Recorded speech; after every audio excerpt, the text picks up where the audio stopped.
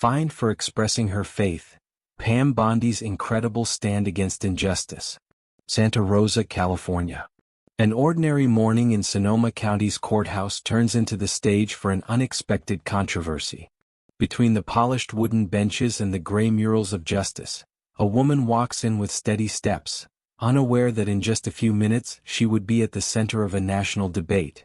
Her name is Pam Bondi, an ordinary citizen and attorney by profession, who wasn't there that day to represent a client but to resolve a simple administrative matter.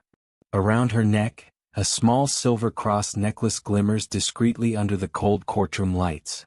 What seemed like just another routine hearing took an entirely unexpected turn when Judge Elliott Warren, known for his unyielding stance and rigid interpretation of rules, interrupted the proceedings. His gaze locked onto Pam's neck.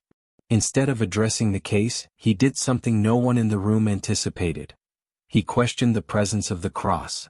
In a dry, authoritarian tone, Warren accused her of violating the court's dress code and imposed an immediate fine for disrespecting the neutrality of the premises, with no room for discussion. The silence that followed was almost palpable. Some exchanged confused glances. Others lowered their heads as if aware that any reaction could come at a cost. For a moment Pam hesitated. But she quickly regained her composure. That cross, which to many might be just an accessory, was to her a symbol, not just of faith but of freedom. And in that instant she realized she was facing something bigger than a simple fine. She was facing an attempt to silence her. And she knew exactly what to do. What no one in that courtroom could have predicted was that this hearing would become the start of a legal and moral battle. One that would test the limits of authority, freedom of expression, and the courage of a woman standing up to a system that tried to silence her. Pam took a deep breath. Still standing before Judge Warren, she lifted her gaze with resolve. Her voice, initially calm, now carried the weight of unshakable conviction. Your Honor, with all due respect, under which article of the Constitution does this fine stand? The question echoed through the hall, and for a moment the judge hesitated. Warren leaned back in his chair with an uneasy shift, adjusting his glasses, struggling to maintain his air of absolute control. He didn't answer immediately. Pam pressed on. The First Amendment of the Constitution protects, among other things, religious freedom and freedom of expression. This necklace represents my faith. It's a personal symbol. I'm not proselytizing, nor am I disrupting these proceedings. What exactly has been violated here? The judge narrowed his eyes. He tried to reassert his authority, reminding the room that the court demanded neutrality, that visible religious symbols could compromise the appearance of impartiality. He cited an obscure internal code of conduct, one nobody in the room seemed familiar with. Pam didn't back down. She took a step closer to the bench, still respectful but unwavering. With all due respect, Your Honor, your interpretation of neutrality cannot override the Constitution. Institutional neutrality does not mean individual repression. I'm not the state. I am a citizen and I have rights. Whispers began circulating discreetly among those present. A woman in the second row furrowed her brow. A man in the back crossed his arms and gave a slight nod of silent support. Warren sensed the rising tension but insisted on maintaining control. Ms. Bondi, this is my courtroom. I set the rules. If you wish to contest this, you may do so through the proper channels, outside these walls. But the judge's tone no longer carried the same authority. There was a subtle crack. And Pam saw it. Then that's exactly what I'll do, Your Honor. I will contest it. Because what's happening here today isn't just an administrative infraction. It's a direct violation of the very principles you swore to uphold. The battle was on. This was no longer just about a necklace. It was about who had the right to dictate what a person could, or could not, express even in silence. Pam sat down momentarily, but her fingers swiftly sifted through the documents she had brought with her. She had anticipated resistance, not like this, not so directly, but she knew that in times like these, defending principles required preparation. She stood up again, now holding papers in her hands. Your Honor, if I may, I'd like to present legal precedents that support my position. She cites Tinker versus Des Moines Independent Community School District, where the Supreme Court ruled that students do not lose their constitutional rights to free expression upon entering public property, such as a school. She speaks deliberately with impact, as if addressing not just the judge but everyone in the room. The court was clear. Silent symbols, as long as they cause no disruption, are protected. Just like the black armband worn by Mary Beth Tinker, this cross disturbs no one, until you called attention to it. The judge tries to interrupt, but she raises another precedent. West Virginia State Board of Education versus Barnett, where the Supreme Court reaffirmed that the state cannot compel individuals to renounce or conceal their beliefs. She emphasizes that she isn't preaching or proselytizing, only existing freely within the bounds of the law. Then, in an unexpected moment, she looks directly at the judge and says, "And furthermore, Your Honor, I have records of previous hearings you've presided over where other participants wore visible symbols, Stars of David, Sikh turbans, even political slogan t-shirts. None were reprimanded. None were fined." A heavy silence fills the room. The judge doesn't respond. His discomfort is palpable. For the first time, he glances to the sides as if searching for support in the void. The gallery begins to stir discreetly. Some are already recording on their phones, held low. The tension is electric. The balance of power, subtly but unmistakably, begins to shift. Pam isn't just defending a point. She's dismantling the judge's justification, piece by piece. With every argument, she not only reinforces her rights but exposes the inconsistency of those who tried to punish her. She isn't there to provoke. She's there to resist, with law, logic, and conviction. Judge Warren, visibly shaken, attempts to reclaim his authority. His pen scribbles something hastily before he lifts his eyes to Pam, who stands unwavering before him. The air in the courtroom is thick, not just with tension, but with the collective awareness that something extraordinary is unfolding. The sanction will be marked as pending review, pending further deliberation, he declares, his voice straining for firmness but weighed down by hesitation. Pam narrows her eyes. She recognizes the gesture for what it is, an attempt to delay the inevitable. A retreat disguised as prudence. But she won't accept evasion. "Understood, Your Honor. However, I want it noted in the record that I intend to appeal this sanction to the Court of Appeals. And if necessary, I will take this case public. Freedom of expression will not be negotiated in silence." The judge doesn't reply. He merely gives a curt nod and slams the gavel forcefully. The hearing is adjourned, but the atmosphere is far from resolved. People rise slowly, still processing what they've witnessed. Some approach Pam. Others exchange glances laden with approval and respect.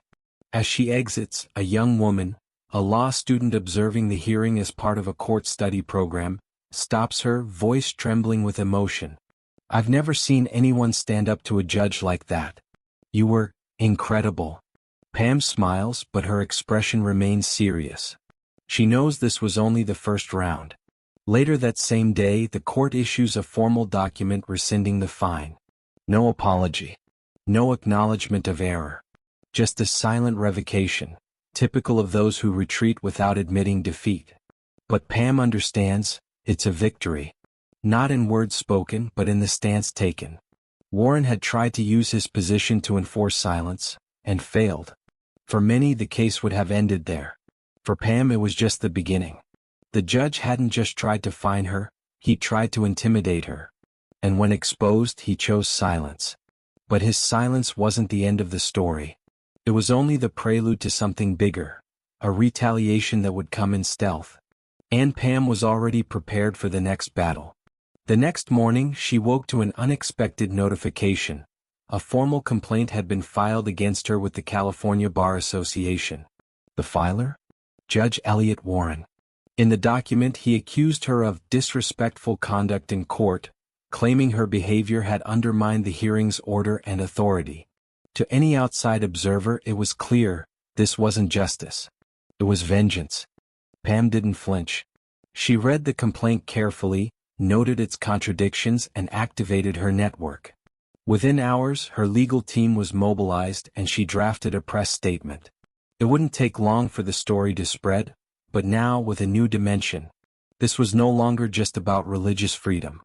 It had become an exposé of abuse of power within the judiciary itself. In a video posted to her social media, Pam appeared calm but incisive. "Yesterday, I was fined for wearing a cross necklace in a public hearing. Today, I'm the target of an ethics complaint, filed by the same person whose decision was overturned hours later. This isn't a coincidence. It's retaliation." The video went viral within hours. Major California outlets, and soon national media, picked up the story. Headlines like "Judge Targets Attorney Over Courtroom Cross" dominated news sites. Debate programs dissected the limits of judicial authority and individual expression in public spaces. Civil rights groups, interfaith leaders, and even legal associations rallied behind Pam. Some emphasized that the issue wasn't just religious but systemic, a pattern of unchecked power, until someone dared to expose it. The Sonoma courthouse, once silent, now faced public pressure. The California Judicial Council was pressed for answers. Warren, who had always operated away from scrutiny, saw his authoritarian stance broadcast nationwide. Pam, steady as ever, gave interviews, joined panels, and turned her ordeal into a rallying cry. She was no longer alone. This was no longer about a necklace. It was about freedom, courage, and holding institutions accountable. Weeks pass. What began as a simple fine in a routine administrative hearing now dominates national podcasts, newspapers, and primetime news. Public pressure mounts, and the California Bar Association has no choice but to conduct a preliminary review of the complaint against Pam Bondi. The outcome is unequivocal. The complaint is unanimously dismissed. The ethics board concludes Pam violated no professional codes. On the contrary, they acknowledge she acted with respect, fortitude, and within constitutional bounds. But the story doesn't end there. The California Judicial Council, spurred by the uproar, launches a formal investigation into Judge Elliott Warren's conduct. The probe extends beyond Pam's case, scrutinizing past rulings marked by his rigidity and caprice. For the first time in years, Warren is forced to answer. The impunity he wore like a robe begins to fray. Pam, meanwhile, transforms her victory into a rallying cry. In interviews, speeches, and legal forums, she speaks about the courage to stand firm, even when it seems risky.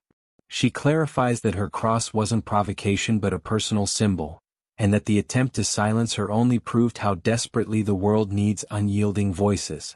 Her op-ed, published nationwide under the headline, "When Silence is More Dangerous Than Speech," argues that free expression must be defended precisely when it unsettles.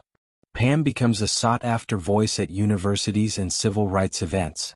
That seemingly minor hearing now symbolizes something far greater: the right to exist as you are, even before authority. The Sonoma courthouse, which once tried to mute her, now bears the mark of change. No plaques commemorate it, no public apologies are issued.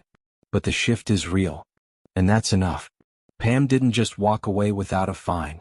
She left with the certainty that one act of conviction can crack old foundations. That sometimes all it takes is a cross, and the courage to wear it, to remind us freedom isn't a privilege. It's a right. And so closes a story that began with an accessory and became a battle cry, heard in courtrooms, across social media, and in the hearts of those paying attention.